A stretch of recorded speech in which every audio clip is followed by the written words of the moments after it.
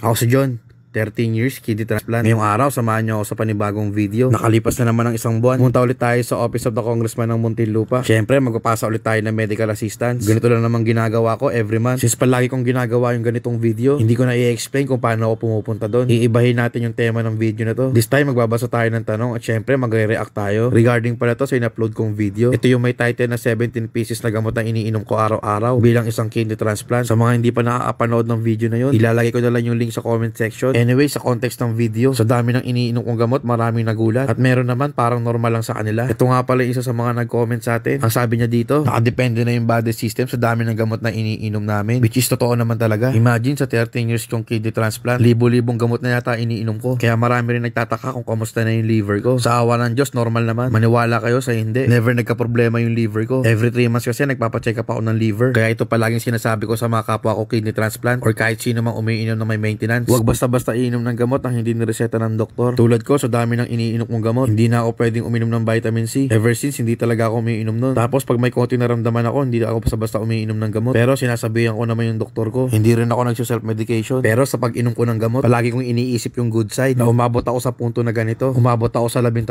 taon at looking forward pa ako sa maraming taon. Kaya ako ginagawa to kasi ito yung tama. Ito yung dapat kong gawin. Marami pa akong pangarap sa buhay, sa sarili ko at sa pamilya ko. Kaya hanggat kaya ko, hanggat nire-resetahan ako ng doktor ko ng gamot, hanggat may nakukuha na ako ng guarantee letter para sa gamot ko. At syempre, hanggat nandiyan ang pamilya ko, walang rason para tumigil ako sa pag-inom ng gamot. Iinom ako ng gamot hanggat kaya ko. Sa bawat pag-inom ko ng gamot, ibig sabihin yun, normal lang kidney ng kuya ko. Matagal pa ako mabubuhay sa mundo. At syempre, makakasama ko pa kayo at pamilya ko. Kaya inom ng gamot hanggat kaya pa. O siya, bago matapos tong video na to, kung umabot ka sa mga oras na to, paki-comment naman sa baba kung taga saan ka para malaman ko kung saan umaabot tong video na to. Ilagay mo na din kung isa ka bang pasyente or ka mag-anak na may pasyente. Marami din ba kayong iniinom na gamot? Pasensya na kayo ha. Pasensya na kung ganito yung mga content ko. Medyo malungkot, minsan nakakatakot. Ibang-iba sa mga napapanood nyo. Kung pwede ko lang baguhin yung content ko, ginawa ko na. Pero hindi pwede. Ito lang kasi yung kaya kong ibahagi sa inyo. At ito lang alam ko na makakatulong sa lahat. Masaya ako sa ginagawa ko. Kasi alam ko marami ako natutulungang tao. Sana sa mga video na ina-upload ko, gawin yung inspirasyon sa araw-araw na ginagawa nyo. At sa mga pinagdadaanan nyo sa buhay. Lahat tayo may problemang hinaharap. Hindi lang ikaw. Kung matindi na yung pinagdadaanan mo, isipin mo may mas matindi pa dyan. Pero kinakaya nila. Kaya nasa atin din kung paano natin haharapin yung problema natin. Gawin lang natin simple ang buhay. Gawin nating masaya at makulay. Kapag nagawa mo yun, yun ang totoong tagumpay. At maiisip mo sa sarili mo, kinaya ko pala. Ako nga pala si John.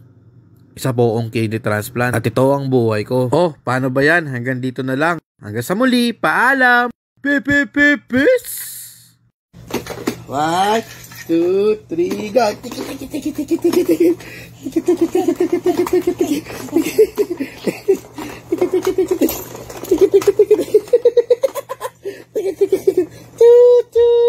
Ayo si Udi.